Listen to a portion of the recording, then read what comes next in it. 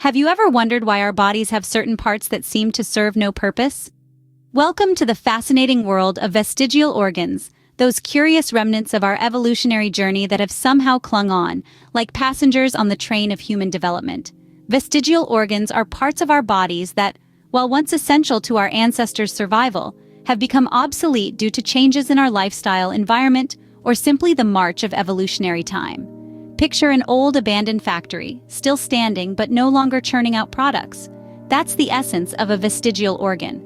From wisdom teeth to the appendix, from tailbones to that strange little piece of skin in the corner of your eye, these organs are like biological souvenirs, reminders of where we've come from and the changes we've undergone to become who we are today. With that in mind, how many of these vestigial organs do you have? Ever had goosebumps and wondered why? Well, let's dive into the unique world of our body's intriguing reactions.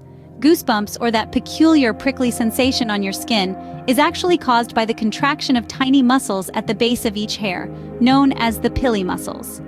In our fur-covered ancestors, these muscles played a crucial role. When these creatures felt cold or threatened, the pili muscles would contract, causing their fur to stand on end. This would trap a layer of air to insulate them against the cold or make them appear larger to potential predators. Quite useful, right?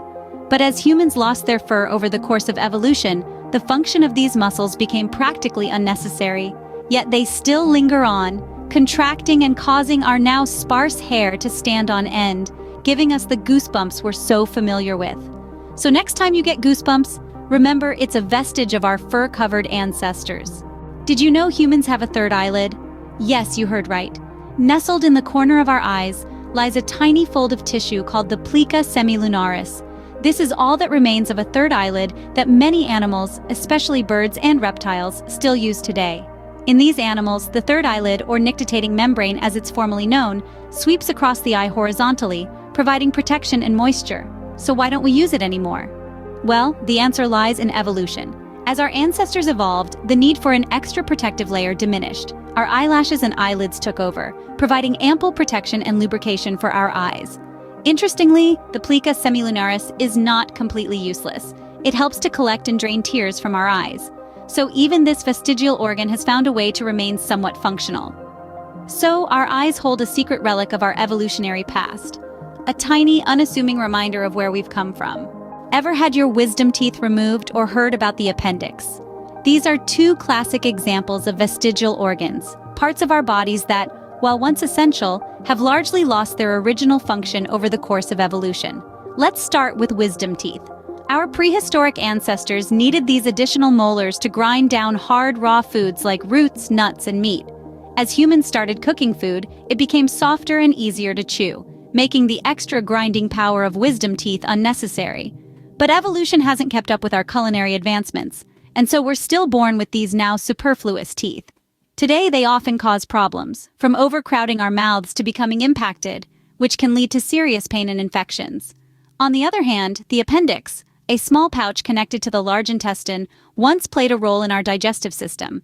Some scientists believe that the appendix helped process the cellulose in the leafy greens our ancestors consumed.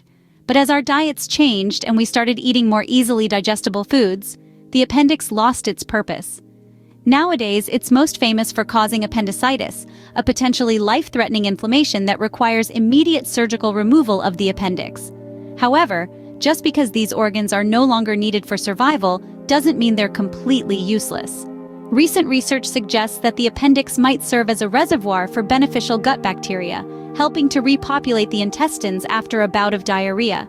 And while wisdom teeth often cause problems, they can come in handy if a person loses a molar due to disease or injury.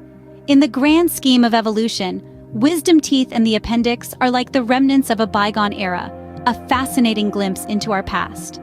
They remind us of how our ancestors lived and how far we've come since then. Despite being unnecessary, these organs are a fascinating link to our past. Ever tried rotating your ears or wondered why we hiccup or why women have two breasts? Let's dive in and explore these fascinating questions. Starting with the ears, have you noticed how some animals can rotate their ears? They do this to focus on sounds coming from different directions. We humans, on the other hand, lost this ability over time. But we still have remnants of the muscles that once allowed our ancestors to do this. Behind your ears, there are tiny vestigial muscles. They're a bit like an echo from our past, a whisper telling us about our evolutionary journey. Then there's the hiccup. It's a reflex action, meaning it happens automatically without us thinking about it. A hiccup is caused by a sudden contraction of the diaphragm, the muscle that separates our chest from our abdomen. This contraction makes you take a quick breath in. Immediately after, the glottis, the opening between your vocal cords, snaps shut, producing that familiar hic sound. But why do we hiccup? The answer lies in our distant past. Some scientists believe that this reflex evolved to allow our amphibian ancestors to switch between breathing air and water. Today, it serves no purpose, but it's a fascinating relic of our past. Finally, let's talk about breasts. In most mammalian species, the number of breasts corresponds with the average number of offspring. For example, dogs and cats often have around 6 to 8 nipples, matching their litter size. Humans, however, typically have one child at a time. So why do women have 2 breasts? Evolutionary biologists suggest that it could be due to a combination of factors, including symmetry for balance and sexual selection. Like our vestigial ear muscles and hiccups, breasts are another testament to our evolutionary past. These are some of the curious imprints evolution has left on our bodies. It's a fascinating journey, traveling through time, unraveling the mysteries of our bodies, and understanding how we've come to be the way we are today. Ever wondered why we have a tailbone or what our feet have to do with our hands? Well, let's dive right in. The tailbone, or the coccyx, is a remnant of a tail that other mammals still use for balance and communication. Our ancestors likely had a similar tail, but as they evolved to walk upright, the need for a tail diminished, and so did the tail itself. But the tailbone stuck around. Today, it serves as an anchor point for muscles and is an essential part of our skeletal structure. Now let's journey back to the womb. As embryos, we have a host of organs that don't make it to birth. For instance, the yolk sac, an early source of nutrients, disappears as the placenta takes over. Similarly, the embryonic tail, packed with about 10 to 12 vertebrae, shortens as we develop. By the 8th week, it's all but gone, leaving behind the tailbone. Then there's the plantaris muscle. It's a thin, unassuming muscle that runs down the back of your calf. In about 9 out of 10 people, it's there, doing, well, not much. Some scientists believe it was once useful for gripping and manipulating objects with our feet, like some primates do. But as we evolved to walk upright and use our hands for fine motor skills, the plantaris muscle became less important. Today, it's so insignificant that it's often harvested for reconstructive surgery without any noticeable loss of function. So why do we have these vestigial structures? They're like evolutionary souvenirs, remnants of our past that have stuck around, even if they no longer serve their original purpose. They remind us of our connection to other life forms and our journey through millions of years of evolution. From tailbone to toes, our bodies are a living museum of our evolution.